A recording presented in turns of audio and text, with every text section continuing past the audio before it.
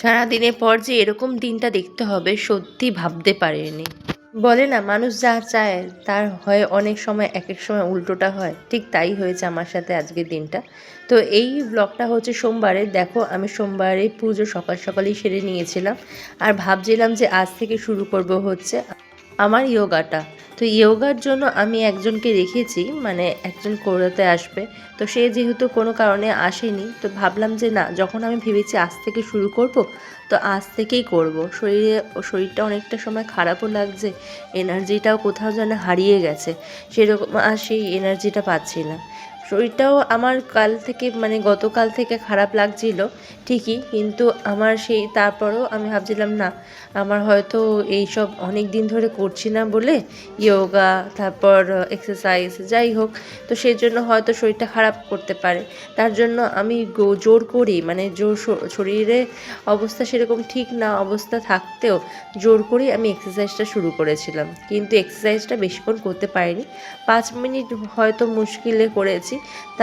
তারপরেই হচ্ছে পারাম আমাকে ডাকতে শুরু করে দিয়েছে, আমাকে খাওয়াও যা হয় বাড়িতে থাকলে বাচ্চারা কিন্তু যতই বলো এক্সারসাইজ কিন্তু হয় না। তারপর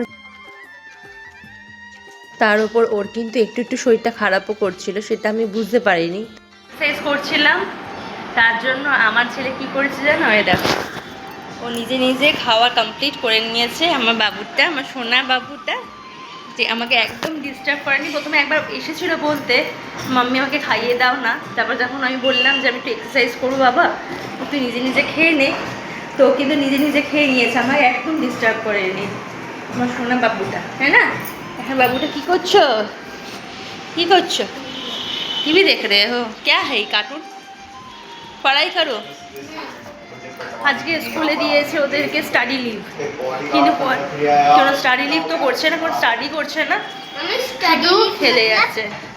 स्टडी लीव मतलब पढ़ने के लिए लीव दिया है, छुट्टी दिया है, लेकिन तुम खाली खेले ही जा रहे हो। এই হচ্ছে ব্যাপার। হয়ে গেল, এবার হচ্ছে ঠাকুরের পুজো করছে। পারবি দাঁড়া,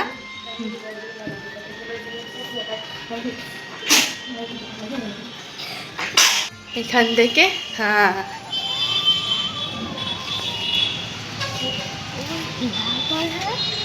पहले इसके अंदर बहुत सारा फूल था ना। हाँ लो, पहले होता तो व्हाइट और पर्पल वाला, अब नहीं है। চল এই ফুলগুলো এবার ফুটবে, টগর ফুলগুলো। টগর ফুলটার কি অবস্থা, ওই जो उधर उधर शिव जी का। हाँ हाँ, आस्ते करके दो, आस्ते करके रखो, आस्ते आस्ते रखो। क्या ये उल्टा करके पहना, उल्टा नहीं, सीधा सीधा कर, বেলপাতা। হ্যাঁ, এবার কিন্তু শুরু হয়ে গেছে আস্তে আস্তে শরীরটা খারাপ করতে। আমাকে বলছিল, মাম্মি আমার শরীরটা কিন্তু সেরকম ভালো লাগছে না, একটু শরীরটা কিন্তু খারাপ করছে। তারপর আমি ভাবলাম যে না, আমরা একটু একটু বৃষ্টিতে ভিজেছি, আমারও শরীরটা খারাপ লাগছিল, তো আমারও হয়তো সেই এরকমই লাগছে, হয়তো একটু সর্দি সর্দি ভেতর ভেতর লাগছে। এতটা যে শরীরটা খারাপ হয়ে যাবে সেটা সত্যিই ভাবতে পারিনি। এখানে দেখো, একটা আমি ডিটক্স ওয়াটার বানিয়ে নিয়েছিলাম, যেখানে শসা আর হচ্ছে লেবু আর চিয়া সিডস ছিল। বাস এটা সকালবেলা ভিজিয়ে রেখেছিলাম 2-3 ঘন্টা, তারপরে অল্প অল্প করে খাচ্ছিলাম। আর এখানে দেখো, শুনতেই পারবে পারামের কিন্তু আস্তে আস্তে শরীরটা খারাপ স্টার্ট হয়ে গেছে। আর পারামের শরীর খারাপ হলেই না আমার সত্যি কথা বলতে কি খুব ভয় লাগে। দেখো, সবার মেন্টালিটি তো স্ট্রং হয় না, আমার মেন্টালিটি যেমন স্ট্রং নেই, আমি কিন্তু খুব উইক হয়ে যাই। বাচ্চার শরীর খারাপ হলে যেন আমার কিচ্ছু ভাল লাগে না, কোনো কাজ করতে ভাল লাগে না, কিচ্ছু ভাল লাগে না। নিজের শরীর খারাপ হলে আমি তাও যত কষ্ট হোক আমি তাও ঘরের কাজ সব কিছু করে নেবো, কিন্তু যখন বাচ্চার শরীরটা খারাপ হয় তখন ঘরে কোনো কাজ করতে ইচ্ছে করে না, তখন মনে হয় যেন বাচ্চার পাশেই যাতে শুয়ে থাকি, বসে থাকি। ও সবসময় ওর কী খেয়াল হচ্ছে, ওর কী দরকার পড়ছে, যাতে ও সবসময় যাতে আমাকে চোখ খুললেই যাতে আমাকে পায়, আমাকে যাতে ডাকতে না হয়, সব সময় যাতে আমি ওর পাশে থাকি, আমার সেটাই মনে হয়। তাই আমার ওর শরীরটা খারাপ হলে আমার কিচ্ছু ভালো লাগে না, যখন মনে হয় যেন আমার সব কিছু যেন অন্ধকার অন্ধকার লাগে। আর যেহেতু এখন মিস্টার সিং বাইরে জব করে, মানে একদম সেই সকালে ভোরবেলা বেরোয় আর রাতে আসে, তাই এই জিনিসটা সারাদিনে তো আমি একাই থাকি, তো আমার এক্ষেত্রে খুব অসুবিধা হয়ে যায়।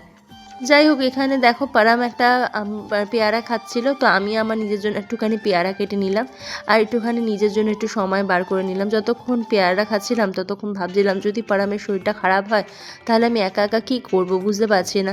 তাই পুরনো যেগুলো প্রেসক্রিপশান আছে সেগুলো একটুখানি ঘাঁটবো, দেখবো যে কী কী ওষুধ আগে দিয়েছিল। জানো তো 20 দিন আগে কিন্তু ও সেম এরকম ফিভারে ভুগলো, তখন কিন্তু অ্যান্টিবায়োটিক চলেছিল। আবার যদি অ্যান্টিবায়োটিক দিই তাহলে কিন্তু কত কষ্ট হয় শরীরের জন্য, বাচ্চার জন্য বলো তো। যাই হোক, এখানে দেখো সন্ধে করে নিলাম, সন্ধে পরে তারপরে পারামের তো ধুম জ্বর, এখানে জলপট্টি দিচ্ছিলাম। চলো ব্লগটা এটুকু রইলো, ভালো লাগলে পাশে থেকো।